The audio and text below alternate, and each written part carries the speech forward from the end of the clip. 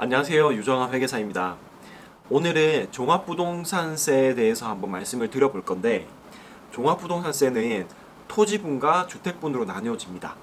근데 요즘에 이슈가 되고 있는 부분이 종합부동산세 주택분이기 때문에 오늘은 종합부동산세 주택분에 대해서 한번 말씀을 드릴 거고, 종합부동산세가 무엇인지, 그리고 종합부동산세를 어떻게 계산을 하는지, 그런 부분에 대해서 한번 말씀을 드리도록 하겠습니다.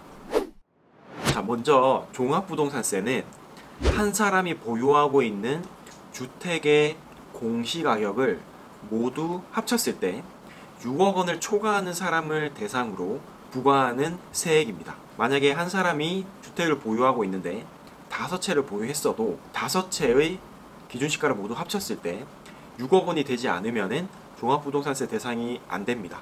근데 한 채를 보유했다고 하더라도 이 한 채가 6억 원을 초과하면 종합부동산세 대상이 됩니다. 다만 여기서 한 가지 예외사항이 있는데요. 만약에 1세대 1주택자라면 보유하고 있는 주택의 기준시가가 9억 원을 초과하는 경우 종합부동산세 대상이 됩니다. 근데 여기서 1세대 1주택이라는 개념을 좀 알아야 되는데요. 예를 들어서 4인 가족이 있다고 가정을 해볼게요. 엄마가 주택을 보유하고 있고 아빠가 주택을 한 채 보유하고 있다고 가정을 해봅시다. 그러면은 이 인별 기준으로 봤을 때는 엄마가 주택을 한 채 가지고 있고 아빠가 주택을 한 채 가지고 있기 때문에 각각 1주택자는 맞습니다. 근데 이 4인 가족을 한 세대로 봤을 때는 주택이 두 채가 있는 거거든요. 이런 경우에는 만약에 엄마가 보유하고 있는 주택의 기준시가가 7억, 아빠가 보유하고 있는 기준시가가 7억이라고 했을 때 각각 종합부동산세 과세 대상이 되는 겁니다. 근데 만약에 한 세대를 기준으로 했을 때 아빠가 혼자 주택을 한 채 가지고 있다고 한다면은 이 주택이 9억 원을 초과해야지만 종합부동산세 대상이 됩니다. 1세대 1주택이라는 개념이 무엇인지 아시겠죠? 자, 그러면은 종합부동산세가 어떻게 계산이 되는지 한번 말씀을 드려보도록 하겠습니다. 사실 종합부동산세는 정부에서 부과고지하는 세금이기 때문에 여러분들이 이거를 따로 계산을 하실 필요는 없습니다.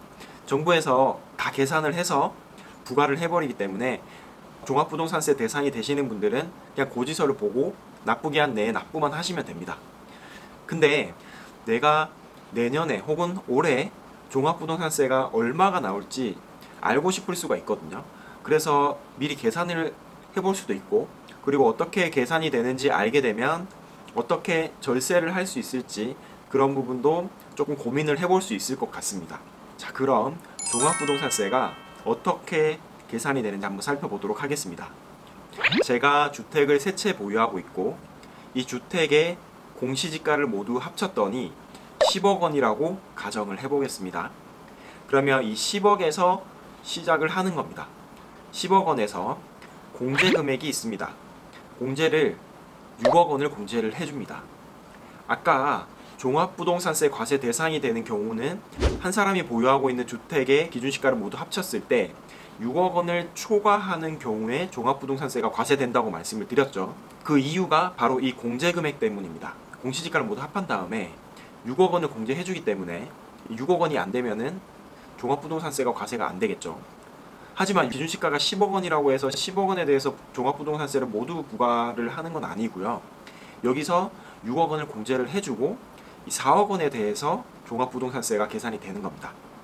근데 만약에 내가 1주택자라면 여기서 6억 원이 아니라 9억 원을 공제해 줍니다.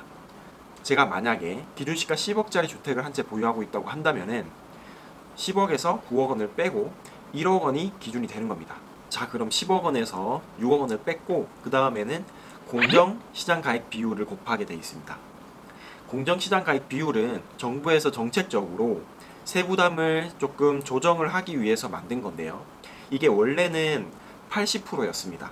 이 비율이 낮아질수록 세부담이 낮아지겠죠. 근데 정부에서 정책이 계속 나오면서 2018년도까지는 80%였던 게 2019년도에는 85%, 2020년에는 90%, 2021년에는 95%, 2022년부터는 100%로 적용을 받는 걸로 세법이 개정이 됐습니다. 그래서 이 비율이 앞으로 계속 높아진다는 거는 종합부동산세 세부담이 점점 더 높아진다는 거를 의미하기 때문에 이 부분도 고려를 하고 있으셔야 될 것 같습니다. 그러면은 10억 원에서 6억 원을 공제를 하고 2020년도 같은 경우에는 90%를 곱해야 되죠. 그러면 3억 6천만 원이 되거든요. 이 3억 6천만 원을 과세표준이라고 합니다. 과세표준이라는 용어는 여러분들이 기억하실 필요는 없습니다. 그냥 세율을 곱하기 바로 직전 금액이라고 생각을 하시면 되겠고, 지금 제가 사례를 들고 있는 케이스는 3억 6천만 원이 되겠습니다. 자, 그러면 이 3억 6천만 원에서 세율을 곱합니다. 근데 이 세율이 조금 복잡해서 이 세율은 조금 뒤에 설명을 좀 드리도록 하겠습니다. 자, 그러면은 3억 6천만 원에서 세율을 곱하면 종합부동산세가 나옵니다. 이렇게 해서 종합부동산세가 나오면은 기본적으로 이 종합부동산세가 여러분들이 납부해야 될 세액인데, 여기서 재산세를 한 번 더 차감을 해줍니다. 이 각 주택에 대해서는 재산세가 부과가 되거든요. 재산세가 부과가 됐는데 종합부동산세가 한 번 더 부과가 되면 이게 동일한 자산에 대해서 보유세가 두 번 과세되는 거잖아요. 이게 이중과세이기 때문에 이 이중과세를 조정을 하기 위해서 종합부동산세에서 기존에 납부했던 재산세를 차감해 줍니다. 이 재산세를 차감해 주면 최종적으로 여러분이 납부해야 될 종합부동산세가 나오는 거고요. 만약에 여러분이 1세대 1주택자라고 한다면은 세액공제를 해줍니다. 고령자에 대한 세액공제랑 장기보유 세액공제를 해줍니다. 잠깐 보시면은 만 60세 이상, 만 65세 미만인 경우에는 산출세액에서 10%를 공제를 해주고요. 65세 이상 70세 미만인 경우에는 20%, 만 70세 이상인 경우에는 30%를 공제를 해줍니다. 그리고 1세대 1주택자가 이 주택을 오랜 기간 보유를 했다면은 세액공제를 다시 또 한 번 더 해줍니다. 만약에 5년 이상 10년 미만이면 20%, 10년 이상 15년 미만이면 40%, 15년 이상이면 50%를 공제를 해주고요. 이 고령자 세액공제랑 장기보유자 세액공제를 중복으로 받으실 수 있습니다. 다만 한도는 산출세액의 70%까지만 공제를 받으실 수 있습니다. 이렇게 되면은 세액공제를 하고 난 다음에 산출세액이 나오게 되고요. 여기에 세부담 상한율이라는 게 있는데, 직전 연도 납부한 세액의 1.5배 이상은 올해 종합부동산세로 부과를 하지 않겠다라는 건데요. 만약에 조정 대상 지역에 2주택을 보유하고 있다고 한다면은 직전 연도에 납부했던 세액의 2배까지 그 상한이 높아지는 거고요. 3주택 이상이면은 300%까지 이 상한이 높아집니다. 상한이 높아진다는 거는 천장이 열리는 거기 때문에 여러분들이 더 많은 세금을 부담할 가능성이 높아진다고 하는 거고요. 여기까지 고려를 하면 최종적으로 납부세액이 나옵니다. 근데 여기서 끝이 아닙니다. 종합부동산세 대상이 되시는 분들은 농어촌 특별세를 한 번 더 부담을 하게 됩니다.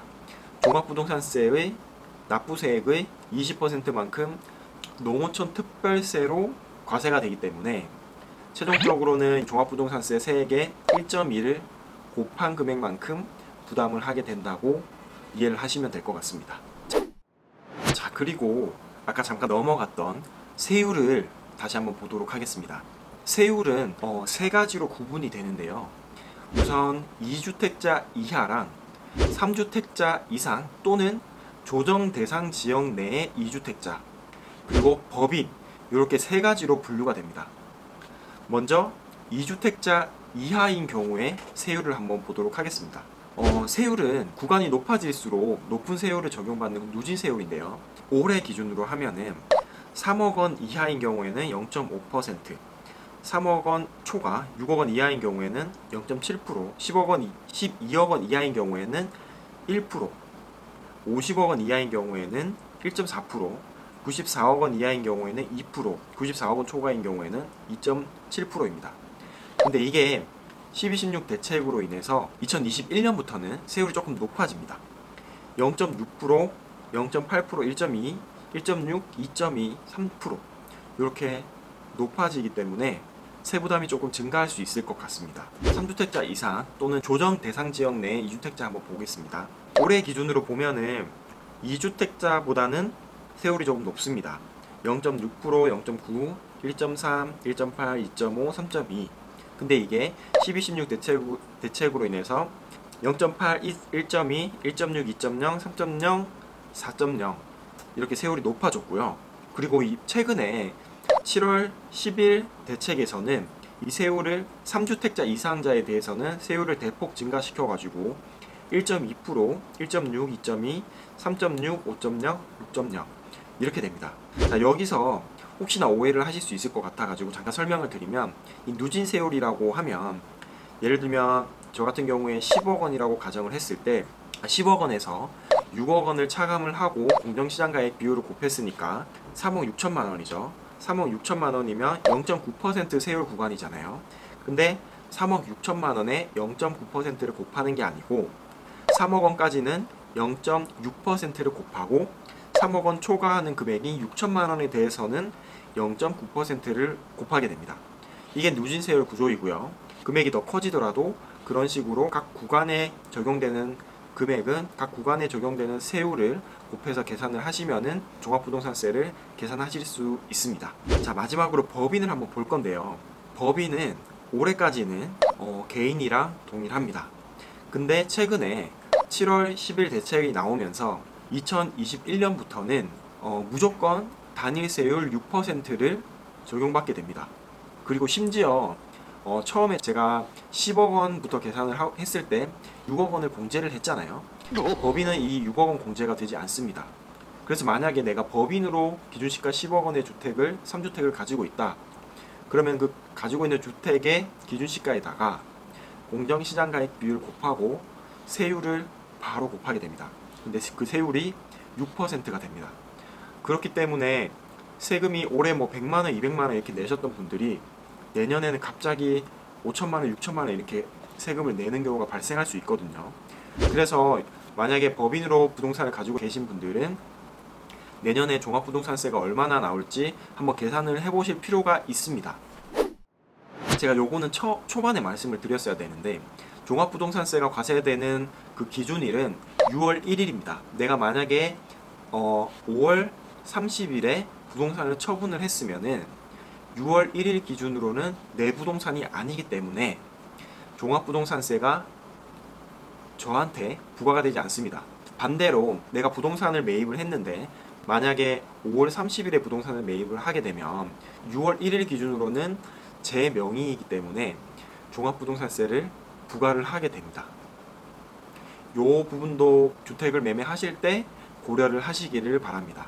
저는 오늘 준비한 내용은 여기까지고요. 다음 시간에 또 유익한 내용으로 찾아뵙도록 하겠습니다.